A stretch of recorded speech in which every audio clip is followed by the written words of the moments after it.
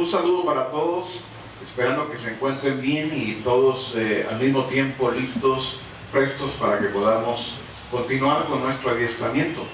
Ustedes recordarán que entramos a la etapa de Cristo como cabeza y vimos ya la primera parte del capítulo 1 que nos habla de Cristo, modelo de obediencia.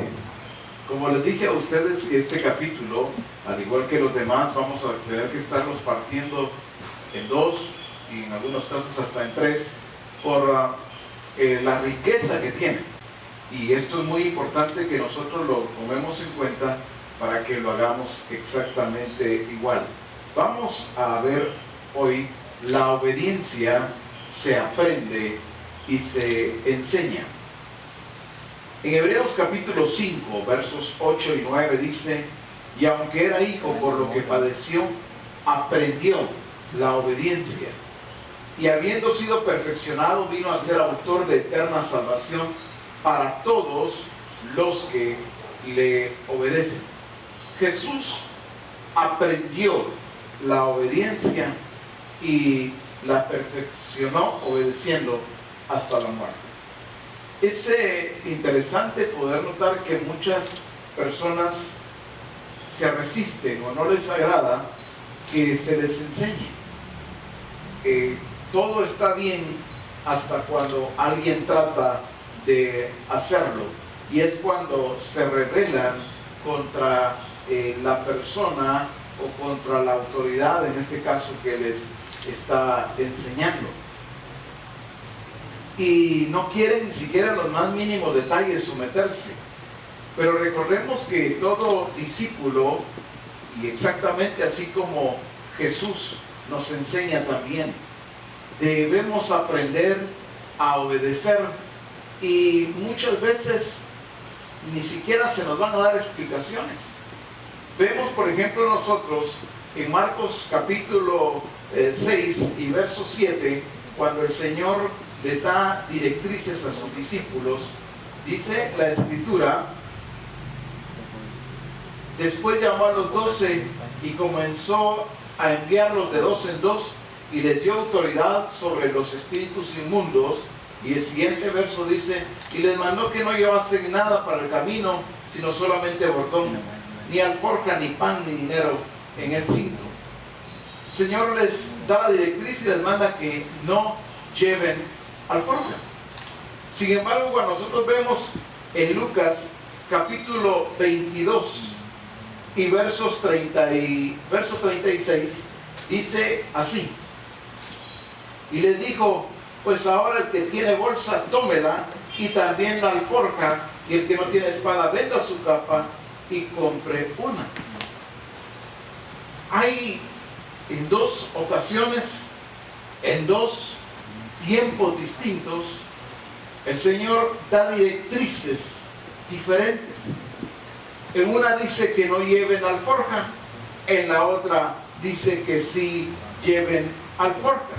Sin embargo, no vemos nosotros a los discípulos preguntando, cuestionando: Señor, pero ¿cómo es posible que a veces nos dices o que sí y luego nos dices que no? O ya en más de una ocasión tú nos dijiste esto, ahora nos dices esto otro. Vemos nosotros que ellos obedecen las directrices, aun cuando ellos de repente no están entendiendo exactamente por qué el Señor les está dando una directriz ahora distinta. Lo importante es que nosotros entendamos todos que para que podamos nosotros obedecer, debemos de ser sometidos a un proceso, y este proceso debemos nosotros de poner mucho cuidado, mucha atención, y ver a nuestro modelo por excelencia, Cristo Jesús. Él mismo fue sometido a este proceso. La obediencia nos da autoridad. En Colosenses capítulo 1 y verso 18 dice así: Colosenses 1:18: y Él es la cabeza del cuerpo, que es la iglesia, el que es el principio, el primogénito de entre los muertos, para que todo o para que en todo, tenga la preeminencia. Al ver nosotros nuestro modelo por excelencia, que es Cristo, vemos que con su obediencia Él manifestó la autoridad de Dios. Por eso Él fue reconocido y fue puesto por Dios mismo como cabeza de la iglesia.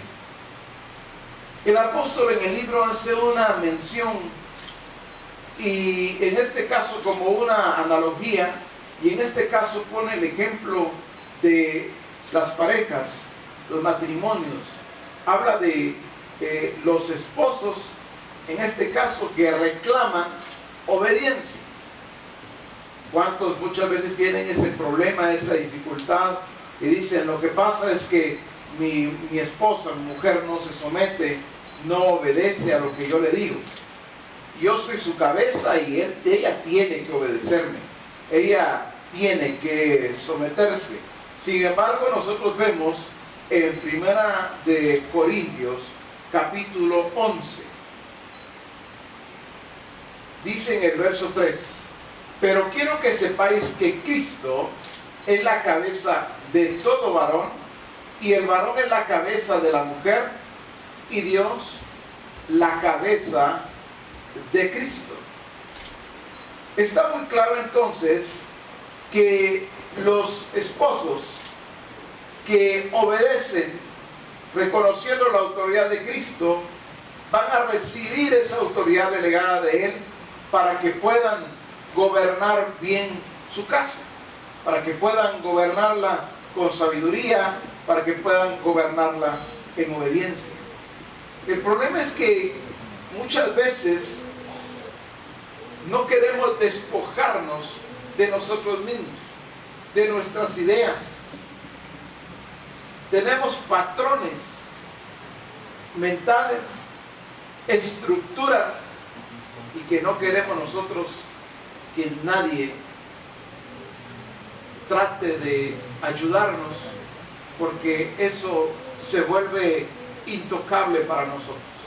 Así he creído siempre, así he pensado, y tenemos cualquier cantidad a veces de argumentos.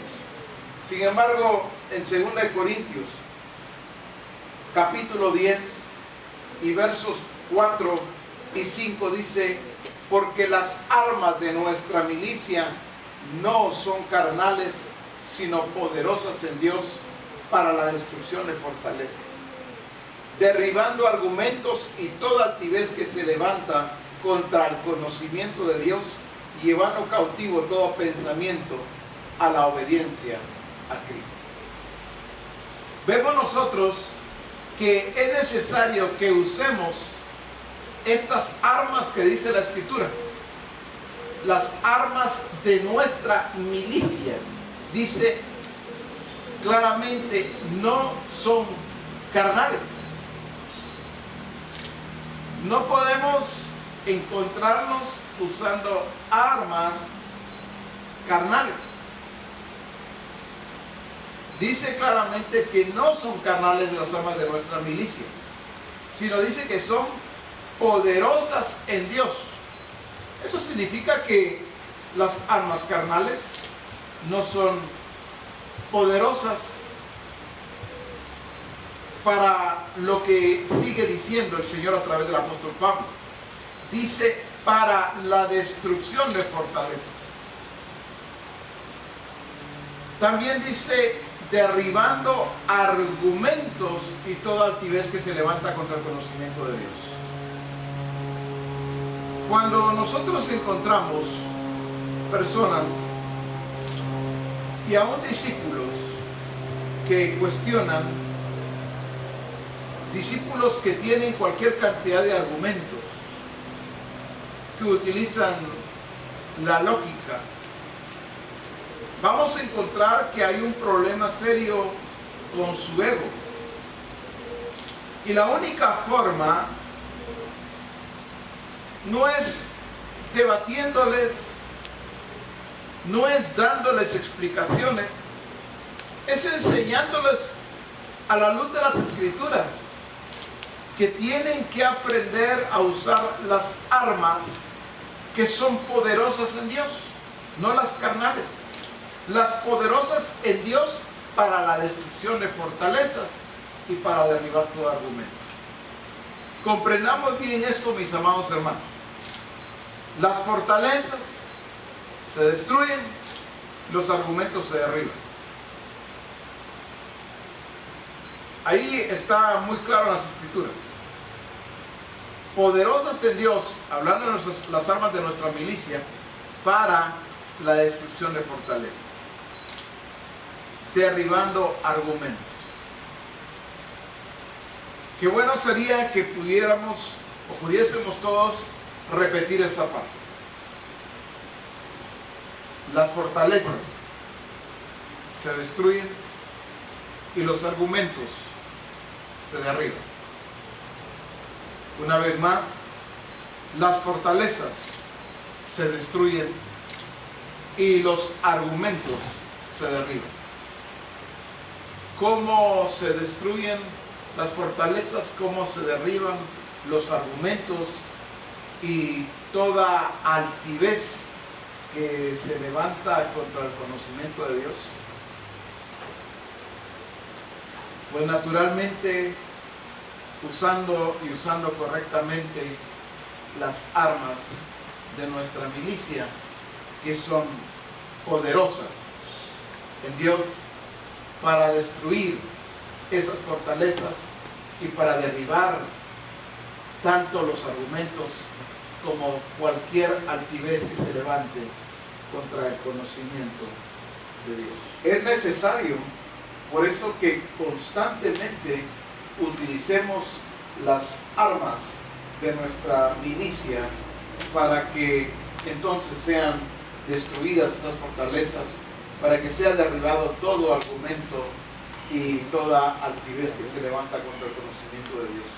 Recordemos que al usar nuestras armas, estas armas correctamente, estamos ejerciendo autoridad. Vamos a ver ahora, la autoridad no se cuestiona, se obedece. En Hechos, capítulo 10 y versos 11 al 16,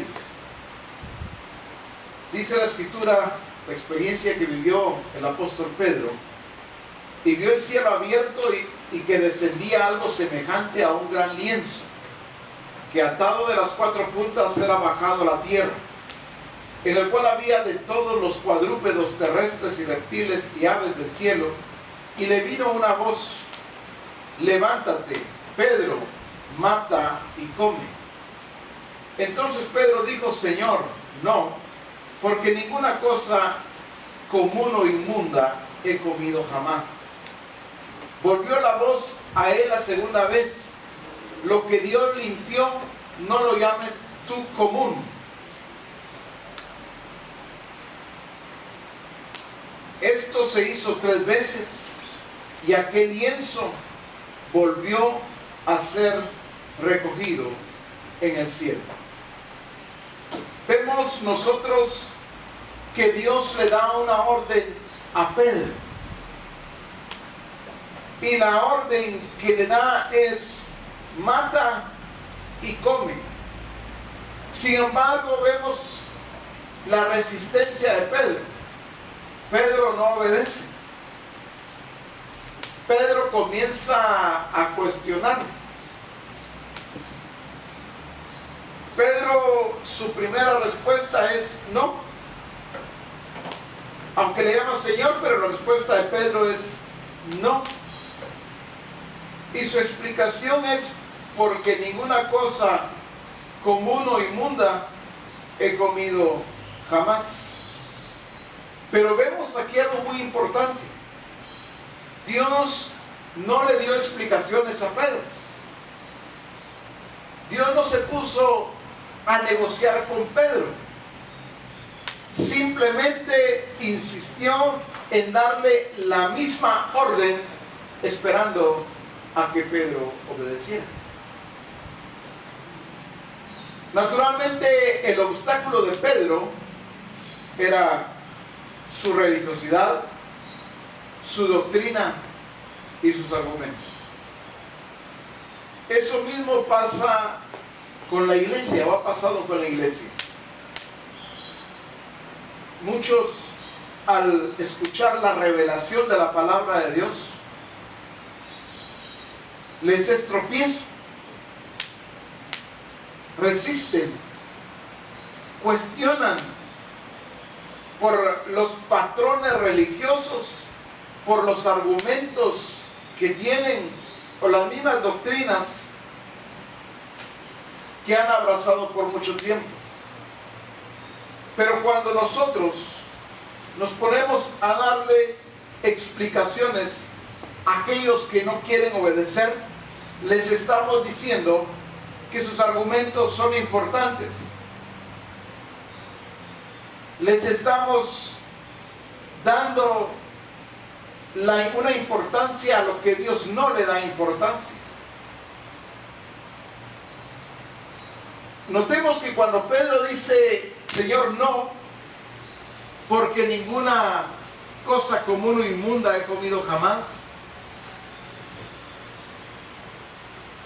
el Señor pudo haberle dicho, Pedro, tienes razón, porque en aquel tiempo yo mismo te dije que no, pero ahora te estoy diciendo que sí.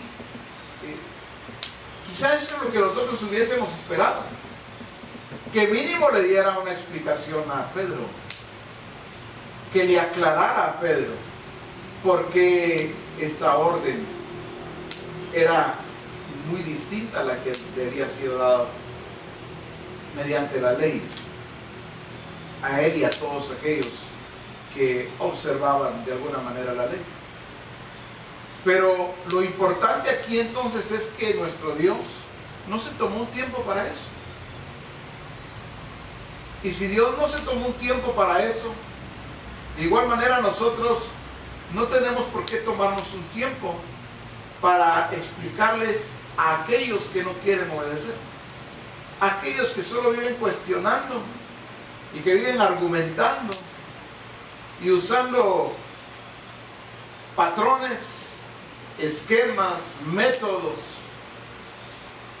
No tenemos nosotros por qué hacer lo que el Señor no hizo. Sencillamente, por eso es tan importante que entendamos la autoridad de Dios. No se cuestiona, se obedece. Eso es todo lo que necesitamos saber. Hay algunos que se les dificulta obedecer. Su problema es obedecer. Y hay otros que creen que no tienen ese problema porque sí obedecen, pero lo hacen a medias. Y es igual de malo, es igual de peligroso, porque si vemos nosotros el caso de Saúl, cuando recibe una orden de Dios a través del profeta Samuel, es exactamente lo mismo. Saúl podía considerarse que él no estaba dentro de los que desobedecían. Saúl podría considerarse que él no estaba dentro de los que no se sometían, dentro de los que resistían a una autoridad. Él nunca le dijo al profeta Samuel, no, ni sueñes con que voy a hacer lo que tú me estás mandando. No, él escuchó la orden, porque la orden venía de parte de Dios a través del profeta Samuel. Ahí en el primer libro de Samuel, aunque sé que muchos ya conocemos muy bien esta parte, pero es bueno que vayamos a las Escrituras y fortalezcamos esta enseñanza también en nuestro corazón. La orden en el primer libro de Samuel, capítulo 15 y verso 3, dice: ve pues y hiere a Amalek y destruye todo lo que tiene y no te apiades de él. Mata a hombres, mujeres, niños y aún los de pecho, vacas, ovejas, camellos y asnos. Definitivamente la orden está muy clara. no está para que ésta sea interpretada. Sin embargo, vemos nosotros que la obediencia de Saúl fue a medias, lo cual lo convierte en desobediente y rebelde. En el capítulo que estamos, capítulo 15, si vemos nosotros el verso 9, dice: y Saúl y el pueblo perdonaron a Agag y a lo mejor de las ovejas y del ganado mayor, de los animales engordados, de los carneros y de todo lo bueno, y no lo quisieron destruir, mas todo lo que era vil y despreciable destruyeron. Es impresionante cómo Dios califica la desobediencia de Saúl. Dios califica la desobediencia de Saúl como pecado de adivinación. En el verso 23 dice así: porque como pecado de adivinación es la rebelión, y como ídolos e idolatría la obstinación. Por cuanto tú desechaste la palabra de Jehová, Él también te ha desechado, para que no seas rey. Porque como pecado de adivinación es la rebelión, y como ídolos e idolatría la obstinación.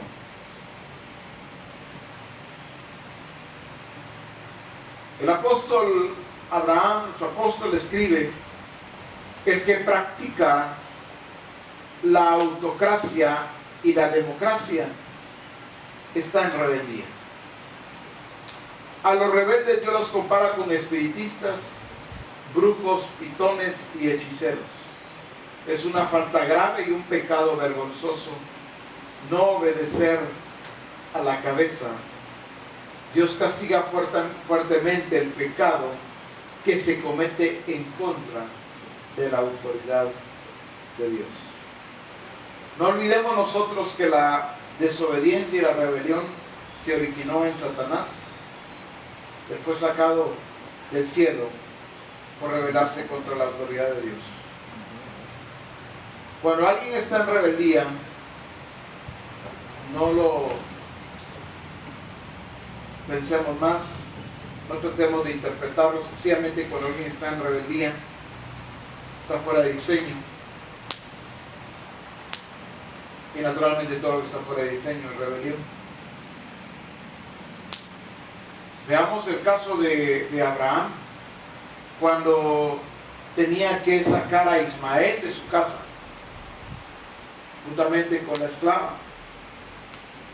A Abraham le dolía tomar esa decisión. Abraham no quería hacerlo. Sin embargo, Dios le tuvo que decir que escuchara la voz de su mujer, porque nuestro apóstol aclara y dice: aclaro que fue la única vez que se lo dijo, para no establecer o que alguien tome eso como una doctrina. Sin embargo, en esta ocasión, Dios le dijo a Abraham que escuchara la voz de su mujer. Era necesario. El Señor no le preguntó primero a Abraham si él estaba de acuerdo. No le preguntó a Abraham si esto le podría causar algún dolor, alguna gran tristeza. Sencillamente, Abraham debía de obedecer. Abraham debía de despedir a Agar juntamente con Ismael. Él debía de literalmente decirles que se fueran de su casa. La decisión de derribar argumentos, de destruir fortalezas, muchas veces se torna un tanto difícil y a veces hasta dolorosa, porque desplaza nuestro yo. porque atenta contra nuestro ego, contra nuestra propia forma de pensar. Naturalmente toca el orgullo. Por eso es de que algunos todavía de repente piensan y dicen, es que yo no puedo dar mi brazo a torcer. Es que si doy mi brazo a torcer, ¿qué van a decir? ¿Qué van a pensar de mí? Pero me llama mucho la atención la aclaración que hace nuestro apóstol también en esta parte, a la cual quiero dar lectura exactamente como lo escribió. Dice, ahora que el Señor nos ha estado revelando su palabra, yo, como apóstol, he tenido que pedir perdón por haber impartido enseñanzas que no están acordes a la voluntad de Dios y su palabra. Yo creía estar en lo correcto, pero mi actitud era igual a la de Pedro. Qué lindo no solamente leer esto, sino ver la actitud de nuestra autoridad. Y lo mismo nos ha sucedido a muchos de los ministerios, que un día abrazamos un tipo de doctrina, por decirlo así, y enseñamos, predicamos, dijimos de esta manera, pero la verdad es que no nos había amanecido, aún no nos había alumbrado el Señor con la revelación. Hasta hoy que nosotros, por la gracia y la misericordia de Dios, ahora que nuestro entendimiento ha sido abierto y está siendo alumbrado continuamente, es que podemos ver y decir, pero ¿cómo es que decía esto? ¿Cómo es que dije aquello? ¿Cómo es que enseñaba de esta manera? Pero la actitud correcta que nos muestra el Señor a través de nuestro apóstol es la que todos debemos de tener como ministerios, y no estar cuestionando, argumentando. Pero es que yo desde que era niño en la escuela dominical así me dijeron, y así me dijeron, y eso lo abrazo y yo no lo voy a cambiar. ¿Qué van a decir hoy que yo me pare y diga algo diferente? Pero si hoy es el Señor mismo, no solamente que nos está hablando, sino que se está revelando a nosotros. Y nos está corrigiendo muchas cosas. Y damos gracias a Dios por eso.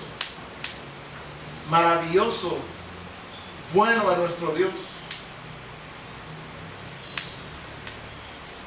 Y que sigue Él mostrando los designios de su voluntad para con nosotros.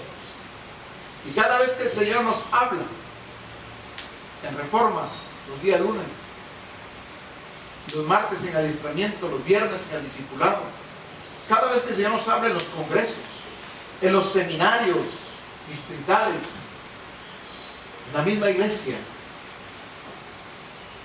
nos damos cuenta que cada vez necesitamos estar y corrigiéndonos muchas cosas más. Y eso es lindo. Es lindo si tenemos la actitud correcta, lo recibimos con la actitud correcta, pero si también lo corregimos de la manera en que el Señor lo está pidiendo. Entonces, sí podemos dar gloria a Dios por esa gracia, por esa misericordia, por sus bondades, por cada uno de sus favores sobre nosotros. Vamos a dejarlo hasta allí. Si ustedes notan, vimos la obediencia se aprende y se enseña. La obediencia nos da autoridad. La autoridad no se cuestiona, se obedece. Y vamos a dejar la última parte, la tercera y última parte de este capítulo para la siguiente enseñanza. Vamos a orar. Padre, muchas gracias, porque si algo tenemos nosotros que fortalecer es nuestra obediencia. Esa obediencia a ti es una obediencia que no puede ser negociada, es una obediencia que no está sujeta a explicaciones, a causa de argumentos. Padre, argumentos humanos. Padre, muchas gracias, porque tú nos enseñas, nos ubicas, nos corriges y nos mandas a que sencillamente obedezcamos, sometiéndonos a la cabeza que eres tú. Y nosotros somos tu cuerpo. Gracias por esa ubicación, por esa enseñanza, por cada corrección que tú haces para con nosotros. En Cristo Jesús. Amén. Amén. Gracias por estar una vez más. Pues gracias a Dios por la vida de ustedes. Y espero que al recibir este adiestramiento lo impartamos de la manera en que se nos ha impartido y que podamos encontrarnos haciendo exactamente como el Señor nos ha mandado. Bendiciones para todos y cada uno de ustedes. Un abrazo y hasta la próxima semana.